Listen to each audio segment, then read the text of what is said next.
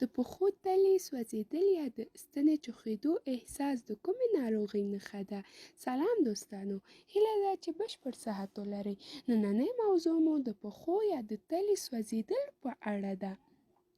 دغه تجربه به زیاتره کسانو ته وي چې کله د پښو تلې سوځي یا داسې ورته بریښي چې د پښو تلو کې ستنې چوخېږي. په ځانګړي ډول هغه مهال کله چې له یو څو شېبې وروسته پښې ته حرکت ورکړي. په هم حالتونو کې د پښو سوځېدل هغه مهال کېږي کله چې انسان د پښو په سر کیني یا داسې ناسته وشي چې په پښو زور راځي. دغه مهال پښې د اعصابو فشار سره مخ کېږي چې پښې ته په حرکت ورکولو له منځه ځي. که دغه پیښې سره هر وخت مخ کېږي، په ځانګړي ډول پښو ته له حرکت ورکولو وروسته هم سوز سره مخ کېږي، دا بیا تاسو ته د ناروغۍ ګواښونه دي چې دردناکه هم وي. د دې یو شمېر لاملونه په لاندې ډول دي چې زه تاسو ته وړاندې کوم. 1. شکر ناروغي. د شکر ناروغۍ یو نښه دا ده چې د ناروغ پښې اکثره وخت سوځېږي او یا د ستنې په څېر ورچوخېږي. د دې لامل لوړ فشار دی چې په پایله کې اعصابو ته زیان رسېږي.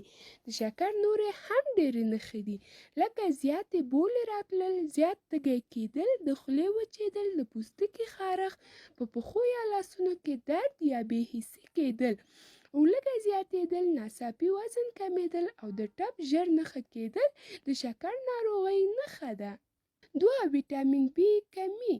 بدن کې د ویټامین بي کموالی د اعصابو حجراتو ته زیان رسوي چې په پایله کې په پښو او لاسونو کې د ستنې چوخېدل یا سوځېدل حس کېږي. که دا له پامه وغورځول شي نو دغه ناروغي په بدن کې دایمي ګرځي. که دغه ویټامین کمېدل د ملا تیر، عصبي حجرې او د بدن نورو برخو ته هم زیان رسوي چې په پایله کې انسان ملا کږه یا کړوپه شي. 3. د وینې جریان کې ستونزه. کله چې د بدن غړو ته په سمه توګه وینه نه انتقالېږي نو پښې او لاسونه یخ او بې حسه شي.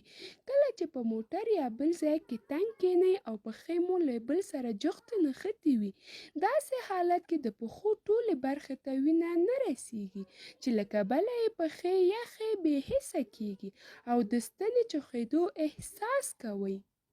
4. پښتورګي یا ګردې له منځه وړي.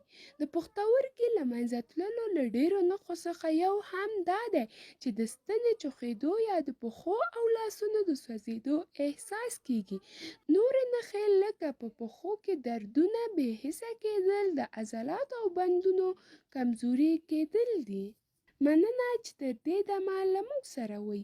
هیله ده چې زموږ صفحه لایک او سبسکرایب کړئ ترڅو وکولای شئ چې زموږ نوې ویډیوګانې وګورئ.